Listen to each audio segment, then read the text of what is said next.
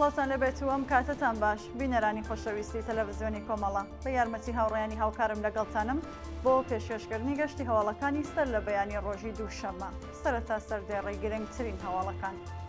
گواستنەوەی ژمارەیەکی زۆری تەقەمەنی مەترسیجار بۆ دەرمانگەیەک لە شاری پاوە، گیانبەختکردنی 4 هاوڵاتی لە شاری دیواندەرە، هێرش بۆ سەر پادگانی سوپای پاسداران لە شاری ئیسفەهان، هێرش بۆ سەر کۆگایکی نەوت لە شاری کەراج و بەکارهێنانی بینایەکی شارەوانی شاری تاران بۆ جێگیرکردنی هێزەکانی ڕەشید.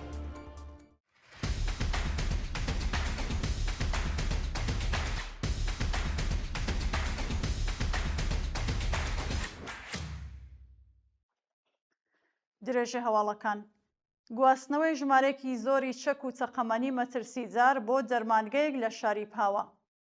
بەپێی راپۆرتی گەیشتوو ژمارەیەکی زۆر چەک و چەقەمەنی مەترسیجار لەلایەن هێزە جنایەتکارەکانی سوپای پاسدارانی ڕژیمی کۆماری ئیسلامیەوە گوازراونەتەوە بۆ دەرمانگەیەک لە نزیکی زیندانی شارستانی پاوە.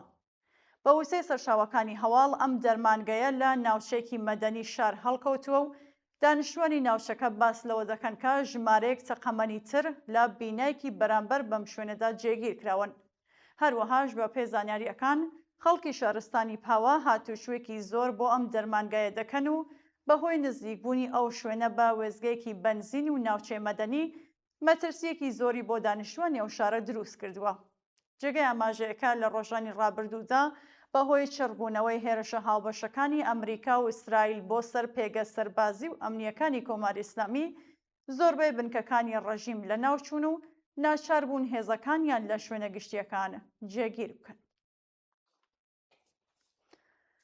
دەست بە سەرکرانی هاوڵاتیەکی خەڵکی شاری پیرانشار بەپێی راپۆرسەکان هاوڵاتیەکی خەڵکی شارستانی پیرانشار بە ناوی عوسمان بایزیدی لەلایەن هێزەمیەکانی ڕژیمەوە دەست بەسەر و چارەنووسی نادیارە.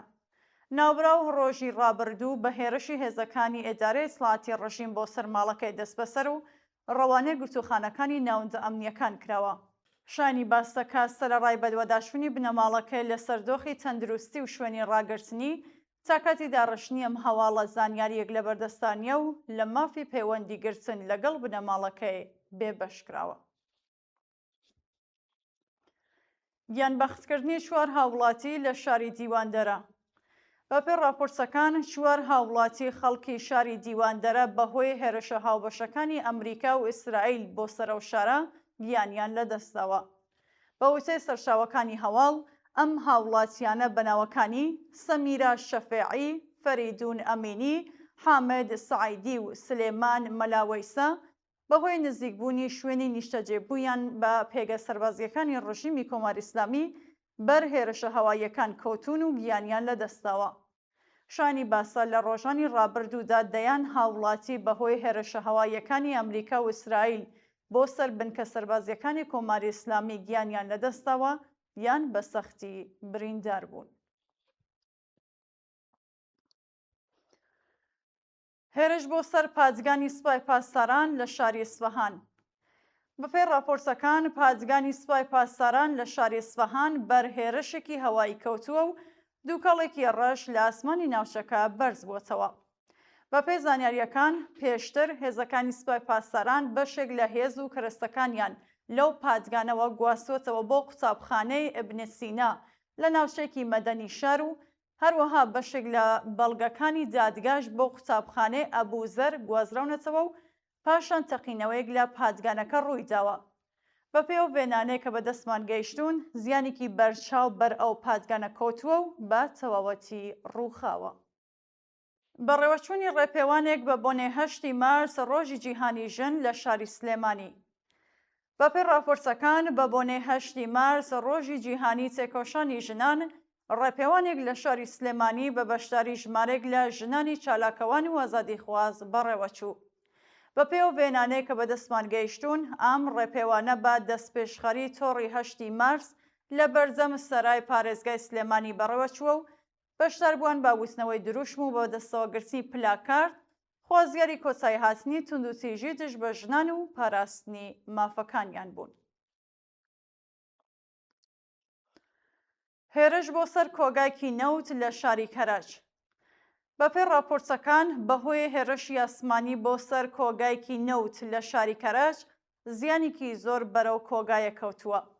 بە وتەی سەرچاوەگادارەکان بەهۆی هێرشی ئاسمانی بۆ سەر ئەو کۆگایە دانیشتووانی ئەو شارە تووشی گرفتی نەبوونی بەنزین بوون و لە وێزگەکانی فرۆشتنی بەنزین بڕێکی کەم بەنزین بە هاوڵاتیان دەفرۆشن.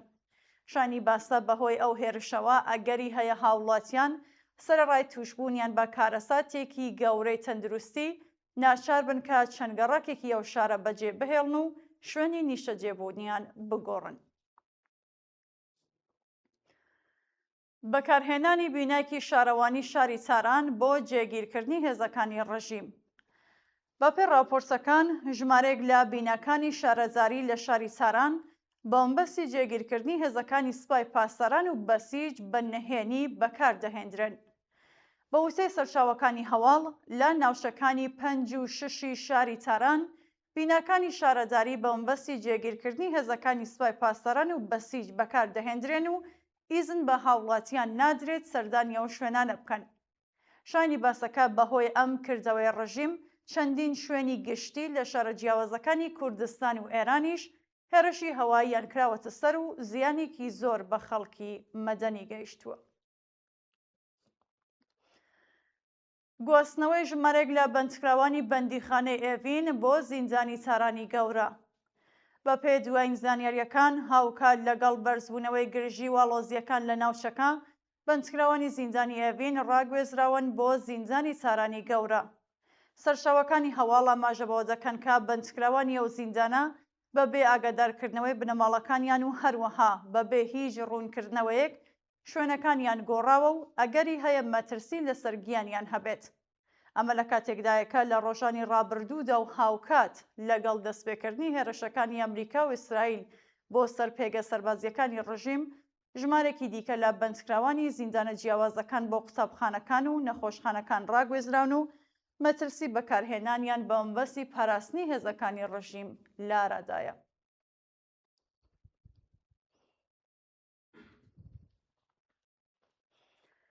دووە هەواڵ مەترسی بۆ سەر ژیان و تەندروستی دانیشتوانی شاری تاران.